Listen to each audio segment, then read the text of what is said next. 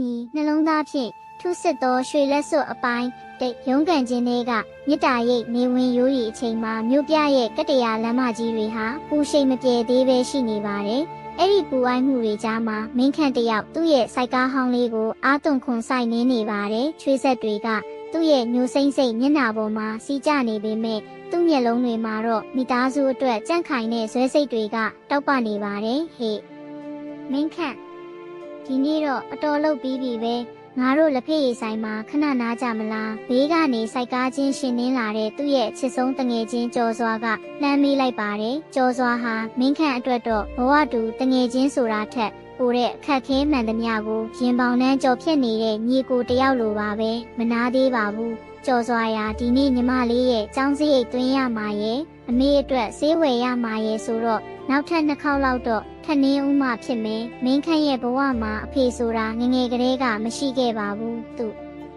ရဲ့ကဘာငယ်လေးထဲမှာကျမ်းမာရေးမကောင်းတဲ့အမေရဲ့ပညာရေးကိုဝါသနာပါတဲ့ညီမလေးမိဖြူရဲ့ပဲရှိပါတယ်ဒီမိသားစု3ယောက်ဝမ်းရေးအတွက်မင်းခန့်ဟာအသက်20အရွယ်နဲ့ကျောင်းထွက်ခဲ့ပြီးစိုက်ကားနှင်းကအားကိုးရာတိုင်တလုံးအဖြစ်ရက်တည်နေခဲ့တာပါအိမ်ပြန်ရောက်တဲ့အခါမင်းခန့်ဟာလမ်းဘေးကဝယ်လာတဲ့ထမင်းထုတ်လေးကိုဖြန့်လိုက်ပါတယ်အမေမိဖြူ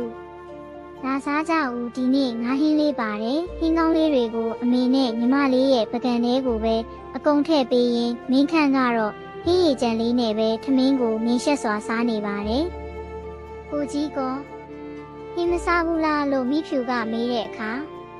ကိုကြီးကအပြင်မှာစားလာခဲ့ပြီးမိဖြူရဲ့နင်တို့ဘိုက်ဝအောင်သာစားကြလို့မင်းခန့်ကမူသားစကားလေးနဲ့ပြုံးပြီးဖြေတတ်ပါတယ်တကယ်တော့သူ့ရင်ထဲမှာမိသားစုဘိုက်ဝတာကိုမြင်ရတာကတင်သူ့အတွက်အမောပြေစေတဲ့အားစေးပါပဲနောက်တစ်နေ့မနက်ခင်းမှာတော့မင်းခန့်ရဲ့ဘဝကိုပြောင်းလဲစေမဲ့လူတစ်ယောက်နဲ့စတင်ဆုံတွေ့ခဲ့ပါတယ်လမ်းဆောင်တစ်ခုမှာစိုက်ကားရမ်းစီနေတော့လူအုပ်ကြားထဲကနေအရန်ကိုလှပပြီးကြော်ရှင်းတဲ့ကောင်မလေးတစ်ယောက်ထွက်လာပါတယ်။သူမရဲ့နာမည်ကဟန်နီချိုတဲ့မြို့မြင့်နှဖုံးတထေးကြီးတွေရဲ့တူးလေးသောသမီးပေါ့အကို။မြို့ရဲဘက်ကိုပို့ပေးပါဦး။သူမရဲ့နူးညံ့တဲ့အတန်လေးကမင်းခန့်ရဲ့နားထဲမှာဂီတတန်တစ်ခုလိုဆွဲညှိသွားပါတယ်။မင်းခန့်ဟာသူမကိုစိုက်ကားပေါ်တင်ပြီးနင်းလာရင်